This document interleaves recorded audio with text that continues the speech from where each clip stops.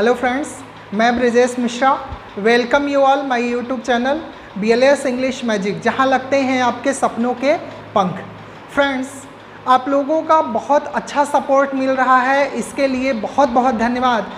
और last video में हम लोगों ने अल्फ़ाबेट में डबल वावुल और वावुल के साउंड से रिलेटेड डिस्कस किया था। आज के वीडियो में हम लोग कॉन्सोनेंट के साउंड पर डिस्कस करेंगे।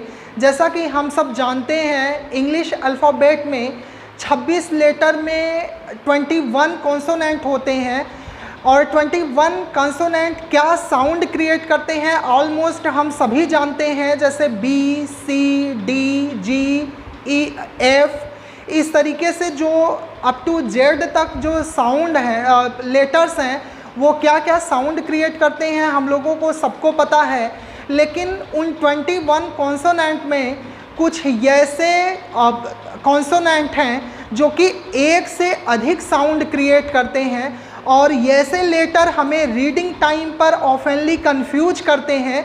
तो आज हम लोग कुछ ऐसे ही लेटर पर डिस्कस करेंगे, न कि 21 लेटर पर, क्योंकि वो यूज़लेस हो जाएगा। हम लोग डिस्कस करेंगे उन लेटर्स पर जो कि एक से अधिक साउंड क्रिएट करते हैं। तो आइए देखते हैं कि ऑलमोस्ट वो कौन से लेटर हैं जो एक से अधिक साउंड क्रिएट स्टार्ट करते हैं।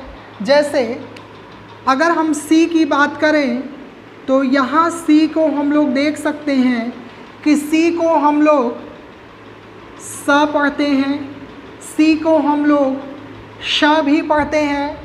ध्यान दीजिएगा, इसको थोड़ा सा एक्सेंट करके बोल के हम लोग देखेंगे, श पढ़ते हैं, यानी जिसको हम लोग बड़ा श कहते हैं, और C को हम लोग क भी पढ़ते हैं।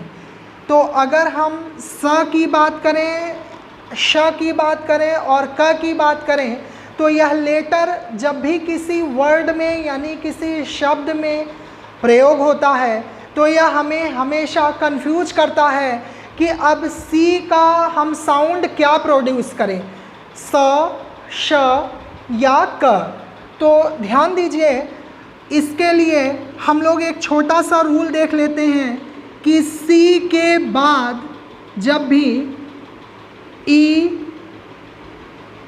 I या Y, इन तीन लेटर में से कोई भी एक लेटर C के बाद जब भी E आए या I आए या Y आए, इन तीन लेटर में से कोई भी एक लेटर आता है तो C को हम लोग हमेशा स साउंड प्रोड्यूस करके पढ़ते हैं। जैसे अगर हम लोग इसके लिए एग्ज़ाम्पल लें, अगर हम लोग इसके एग्ज़ाम्पल की बात करें तो जैसे हम लोग देख सकते हैं CELL cell, CENT cent, CITY city, CINEMA cinema, CYBER cyber. यानी कि जो भी वर्ड्स हैं उसमें C के साथ जहाँ भी E आया हुआ है या C के बाद I या C के बाद Y, तो ऐसे वर्ड्स में हम C का जो साउंड है वह हमेशा स प्रोड्यूस करते हैं। अब अगर हम बात करें श की तो ध्यान दीजिए, जब भी C के बाद IA आता है, C के बाद IA आता है, तो C को हम श साउंड प्रोड्यूस करके पढ़ते हैं, यानी C को हम लोग बड़ा साउंड, बड़ा सा पढ़ते हैं। जैसे अगर हम लोग इसके लिए एग्ज़ाम्पल लें तो हम लोग देख सकते हैं, जैसे SOCIAL,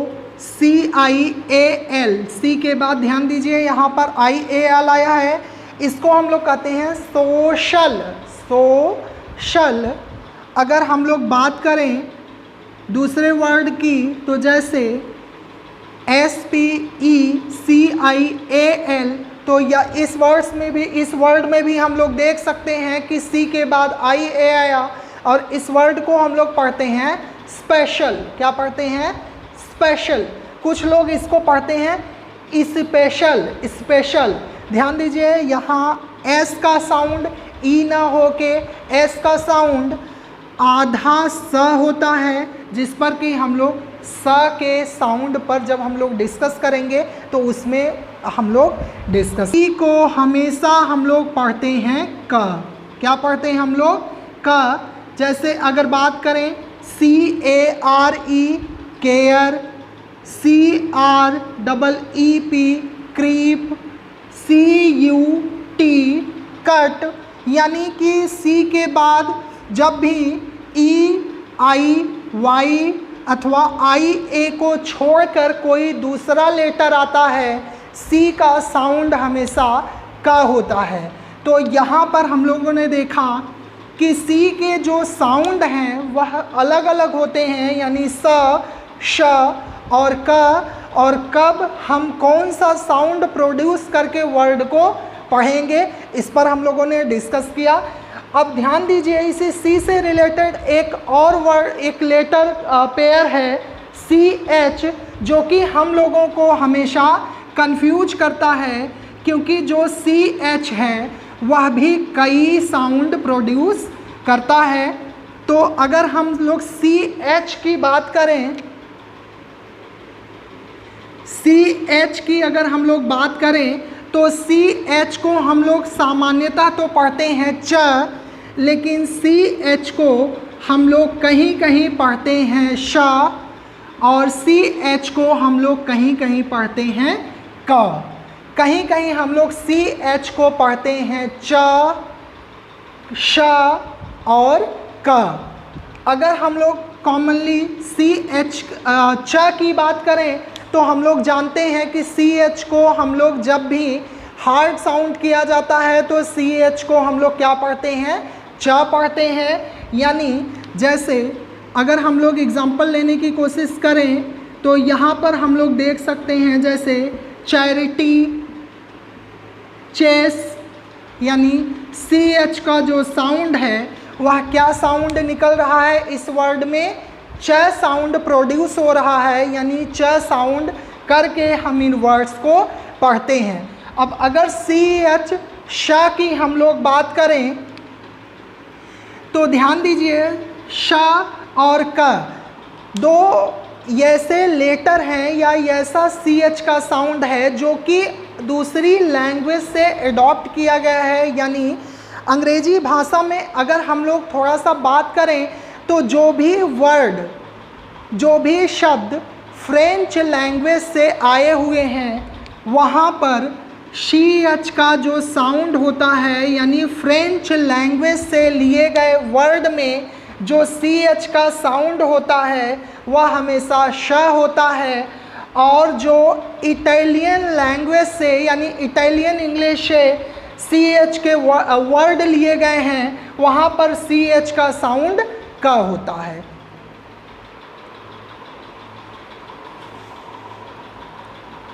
जैसे अगर हम लोग श का एग्जाम्पल लें तो हम लोग देख सकते हैं, जैसे मशीन, MACHINE,